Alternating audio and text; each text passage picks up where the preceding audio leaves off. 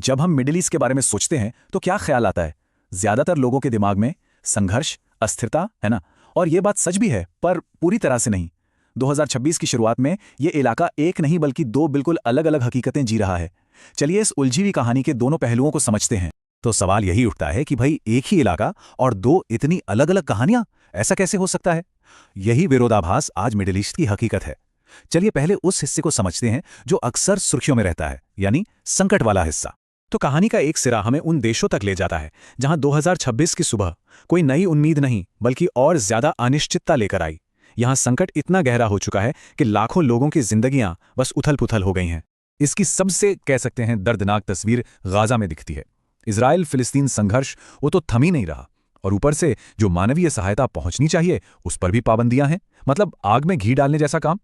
नतीजा यह है कि आम लोग विस्थापन और असुरक्षा के एक ऐसे भंवर में फंस गए हैं जिसका कोई अंत नहीं दिख रहा। और कुछ ऐसी ही कहानी सीरिया की भी है।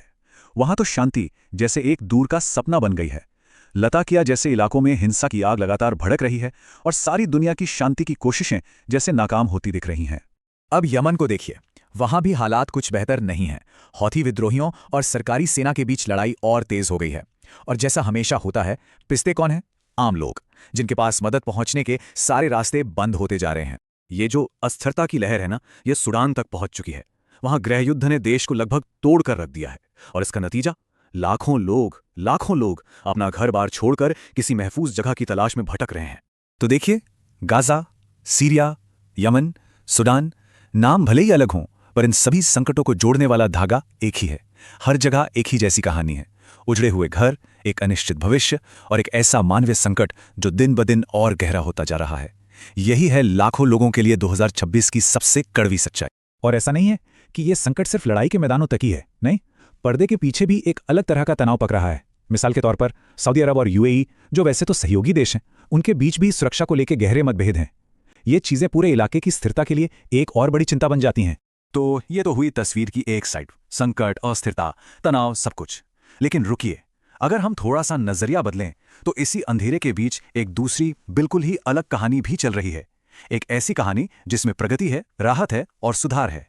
और इस दूसरी कहानी का सेंटर पॉइंट है यूएई, यानी संयुक्त अरब इमारात। देखिए, जहां आसपास के कई देश बाहरी लड़ाइयों में उलझे हैं, वहीं यूएई ने अपना पूरा फोकस अंदर की तरफ किया है। उनकी पहली प्राथमिकता है इकोनॉमिक ग्रोथ और सोशल रिफॉर्म्स, जिसका सीधा सीधा फायदा वहां के लोगों को मिल रहा है।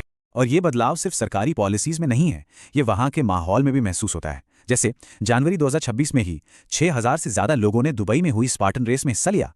अब ये सिर्फ एक स्पोर्ट्स इवेंट नहीं है ना, ये इस बात का प्रतीक है कि एक समाज है जो संघर्ष को पीछे छोड़कर आगे देख रहा है। और ये राहत सिर्फ सिंबॉलिक नहीं है, बल्कि काफी ठोस भी है। जनवरी 2026 में ही यूएई सरकार ने पेट्रोल और डीजल दोनों के दाम घटा दिए। अब ये एक ऐसा फैसला है जिसका असर सीधे आम आदमी की जेब पर और देश की पूरी इकोनॉमी पर पड़ता है। बात यहीं खत्म नहीं होती। 1 जनवरी से देश में नए टैक्स रिफॉर्म्स भी लागू हो गए और इनका मकसद बिल्कुल साफ है। बिजनेस करने के जो नियम कायदे हैं उन्हें आसान बनाना, ताकि देश में एक स्टेबल, एक भरोसेमंद माहौल बने। ये भविष्य के लिए एक बहुत सोची समझी स्ट्रैटेजी है।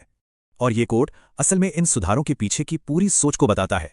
ये सिर्फ कागजी बदलाव नहीं है, ये एक स्थिर और बिजनेस फ्रेंडली माहौल बनाने का इरादा है।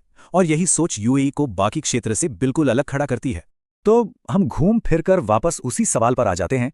एक ही इलाका और दो इतनी अलग, इतनी विपरीत कहानियां। एक तरफ तबाही, दूसरी तरफ तरक्की। आखिर इस विरोधाभास का मतलब क्या है? क्या यही इस रीजन का फ्यूचर है? ये जो चार्ट है ना, ये असल में इस पूरी कहानी का सार है। एक तरफ संघर्ष और अस्थिरता का पलड़ा भारी है, जिसका असर बहुत बड़े इलाके पर है। लेकिन दूसरी तरफ आर्थिक विकास और सुधार की एक पैरेलल, एक समानांतर धारा भी बह रही है। ये भले ही अभी छोटी लगे, पर यह भी उतनी ही जरूरी है। तो आखिरी सवाल यही बचता है कि तबाही और तरक्की के इन दो रास्तों में से कौन सा रास्ता मिडिल ईस्ट का मुकद्दर तय करेगा?